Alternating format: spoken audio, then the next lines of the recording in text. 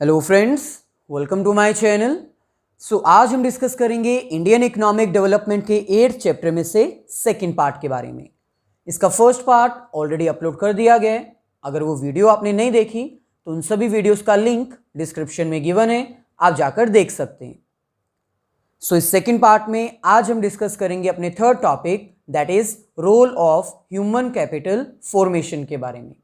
यानी human capital formation क्या role play करता है एक इकोनॉमी को ग्रो करने के लिए, या फिर ह्यूमन कैपिटल फॉर्मेशन और इकोनॉमिक ग्रोथ में क्या रिलेशन है, कैसे एक इकोनॉमी ग्रो करती है by having human capital formation.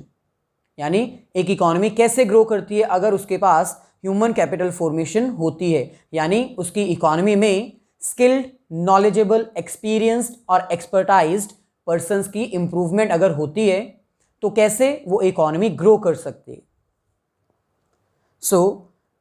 Human capital helps in the growth and development of the economy. No doubt कि अगर एक इकोनॉमी में ह्यूमन कैपिटल है, यानी एक इकोनॉमी में skilled, educated, qualified, experienced, trend employees available हैं, तो वो इकोनॉमी ग्रो करेगी, डेवलप करेगी। लेकिन उसके बेसिक रीजंस क्या हैं? First, change in emotional and material environment of growth. यानी अगर एक इकोनॉमी में ह्यूमन कैपिटल फॉर्मेशन होगी, स्किल्ड, एजुकेटेड, क्वालिफाइड और ट्रेंड पर्सन्स होंगे, तो वहाँ का emotional environment as well as material environment change करेगा, ग्रो करेगा।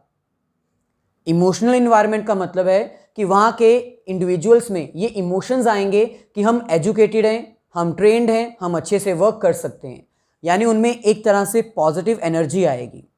और दूसरी तरफ मटेरियल इन्वायरमेंट का मतलब है कि रियलिटी में फिजिकली हमारा इकोनॉमी जो है वो ग्रो करना स्टार्ट कर देगा, क्योंकि उस इकोनॉमी में स्किल्ड, नॉलेजेबल, क्वालिफाइड और एक्सपीरियंस्ड वर्कर्स रियलिटी में अवेलेबल हैं, जिससे हमारा मटेरियल इन्वायरमेंट चेंज होगा और ग्रो करेगा।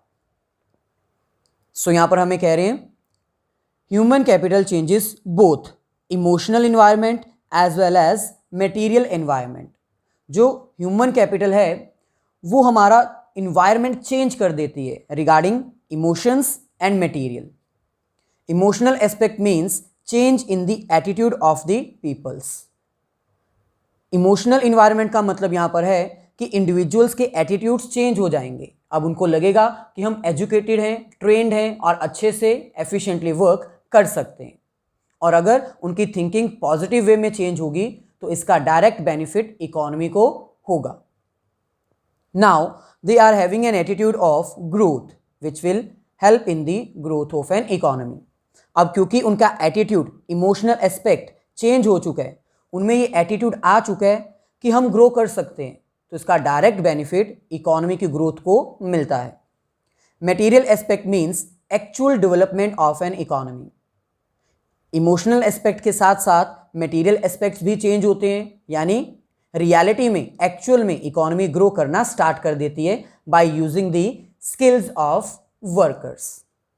सो there will be actual growth and development of an economy as the number of skilled and trained workers are higher. Material aspect में भी चेंज आएगा क्योंकि एटीट्यूड के साथ साथ रियलिटी में वो अच्छा वर्क कर रहे हैं, स्किल्ड वर्कर्स हैं और number of trained, skilled, educated, knowledgeable persons increase हो चुके हैं, तो इसका डायरेक्ट बेनिफिट इकोनॉमी को ग्रोथ पर जाएगा। ऐसे ही नेक्स्ट हमारे पास आता है higher productivity of physical capacity. Higher productivity का मतलब है कि फिजिकली जो हमारी आउटपुट पर यूनिट होगी वो इंक्रीज हो जाएगी, क्योंकि इकोनॉमी में स्किल्ड, एजुकेटेड, नॉलेजेबल और एक्सपीरियंस्ड वर्कर्स इंक्रीज हो जाएंगे। और अगर वर्कर्स इंक्रीज हो जाएंगे तो वो अपनी स्पेशलाइजेशन, स्किल्स, एक्सपीरियंस को यूज करेंगे इफेक्टिवली वर्क करने के लिए, जिससे प्रोडक्टिविटी इंप्रूव होगी। यहाँ पर हमें कह रहे हैं physical capital means output per unit of capital. Physical capital का मतलब क्या है कि पर यूनिट कितनी प्रोडक्शन हम कर रहे हैं। जैसे पर हेक्टेयर प्रोडक्शन होती है, वैसे ही यहाँ per unit of capital production count की जाती है। यानी इन्वेस्टमेंट के अकॉर्डिंग आपने कितनी प्रोडक्शन की है, कितनी आउटपुट जनरेट की है। सो ऑब्वियसली अगर वर्कर्स स्किल्ड होंगे, एक्सपीरियंस्ड होंगे, नॉलेजेबल होंगे, तो हमारी जो फिजिकल कैपेसिटी है, कैपेबिलिटी है, आउटपुट पर रेट वो इंप्रूव होगी। Human capital will contribute for increase in the productivity of an economy. जो ह्यूमन कैपिटल है वो कंट्रीब्यूट करेगी फिजिकल कैपिटल को इंप्रूव करने में, यानी जो इकोनॉमी की प्रोडक्टिविटी है उसको इंप्रूव करने में। As specialised, experienced and skilled workers are efficient in their work.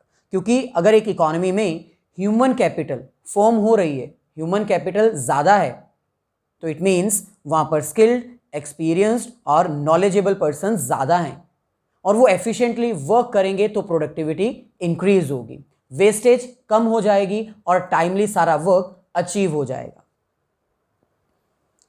Next हमारे पास आता है इनोवेटिव स्किल्स। इनोवेटिव का मतलब क्या होता है? New methods, new technologies adopt करना किसी भी वर्क को करने के लिए, ऐसी टेक्नोलॉजीज को इन्वेंट करना जिसमें वेस्टेज कम हो और आउटपुट ज़्यादा है, रिजल्ट ज़्यादा है और वेस्टेज कम हो जाए।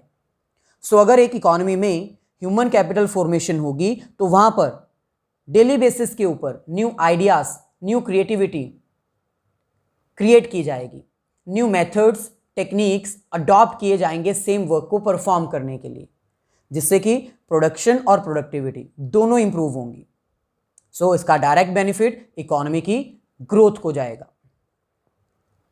सो यहां पर हमें कह रहे हैं innovative skills means new methods and techniques to perform the same work. Innovative skills का मतलब यहां पर है न्यू मेथड्स और न्यू टेक्नोलॉजीज अडॉप्ट करना सेम वर्क को परफॉर्म करने के लिए। Large number of skilled and trained workers will innovate new ideas to doing job और वर्क। अगर एक इकोनॉमी में स्किल्ड और ट्रेन्ड वर्कर्स ज़्यादा होंगे तो डेली बेसिस के ऊपर न्यू आइडियाज़, न्यू क्रिएटिविटी लाई जाएंगी सेम वर्क को परफॉर्म करने के लिए, जॉब को परफॉर्म करने के लिए। Hence human capital helps in growth and development. So इसलिए हम ये कह सकते हैं कि अगर एक इकोनॉमी में ह्यूमन कैपिटल है, यानी वहाँ पर स्किल्ड और नॉलेजेबल पर्सन्स अवेलेबल हैं, तो इसका डायरेक्ट बेनिफिट इकोनॉमी की ग्रोथ और डेवलपमेंट पर जाएगा। नेक्स्ट हमारे पास है higher rate of participation and equality. अगर एक इकोनॉमी में स्किल्ड और नॉलेजेबल पर्सन्स अवेलेबल होंगे तो वहाँ पर पार्टिसिपेशन इंक्रीज होगी, प्रोडक्टिविटी इंक्रीज होगी, क्योंकि सबको पता है कि वर्क कैसे करना है, क्या उनकी जॉब है, कैसे परफॉर्म करना है, सारी टेक्निक्स, सारी ट्रेनिंग्स उनको आती हैं, वो स्किल्ड पर्सन्स हैं। सो इट मीन्स उनकी पार्टिसिपेशन इंक्रीज होगी, और अगर पार्टिसिपेशन इंक्रीज होगी तो इक्वालिटी भी आएगी, क्योंकि सबको इक्वल अमाउंट पे की जाएगी रिगार्डिंग देयर वर्क। सो अगर एक इकोनॉमी में ह्यूमन कैपिटल फॉर्मेशन होती है तो उससे पार्टिसिपेशन इंक्रीज होगी, इक्वालिटी आएगी और इसका डायरेक्ट बेनिफिट इकोनॉमी की ग्रोथ को जाएगा। As each one is having skills and knowledge. अब क्योंकि हर एक पर्सन के पास स्किल्स हैं, वो नॉलेजेबल है, इफेक्टिव है, एफिशिएंट है, hence human capital will also help in improving the participation of employees in the process of development. So क्योंकि हर एक पर्सन स्किल्ड है, नॉलेजेबल है, तो इसीलिए ह्यूमन कैपिटल इंक्रीज करेगी पार्टिसिपेंट्स को, ज़्यादा से ज़्यादा एम्प्लॉयज़ आएँ, पार्टिसिपेट करें और इकोनॉमी की ग्रोथ में हिस्सेदार बने। Greater participants will lead to equality in this society. जितनी ज़्यादा पार्टिसिपेशन होगी उतनी ज़्यादा इकोनॉमी में इक्वालिटी की सिचुएशन प्रिवेल करेगी। सो इनडायरेक्ट वे में हम ये कह सकते हैं कि एक इकोनॉमी में ह्यूमन कैपिटल और डेवलपमेंट का डायरेक्ट रिलेशन है। कैसे? अगर एक इकोनॉमी में ह्यूमन कैपिटल इंक्रीज हो रही है तो उस इकोनॉमी में डेवलपमेंट भी ज़्यादा होगी, लेकिन अगर एक ऐसी इकोनॉमी है जहाँ पे ह्यूमन कैपिटल फॉर्मेशन नहीं हो पा रही या फिर कम हो पा रही है तो उसके डेवलपमेंट प्रोसेस को भी स्टॉपेज लग जाएगी और वो डेवलप नहीं कर पाएगा, क्योंकि ह्यूमन कैपिटल ही तो ऐसे सोर्सेज हैं जो एक इकोनॉमी को डेवलप करते हैं। सो यहाँ पर हमें कह रहे हैं hence there is direct relation between human capital and economic development. So इसीलिए हम ये कह सकते हैं कि ह्यूमन कैपिटल और इकोनॉमिक डेवलपमेंट में डायरेक्ट रिलेशन है।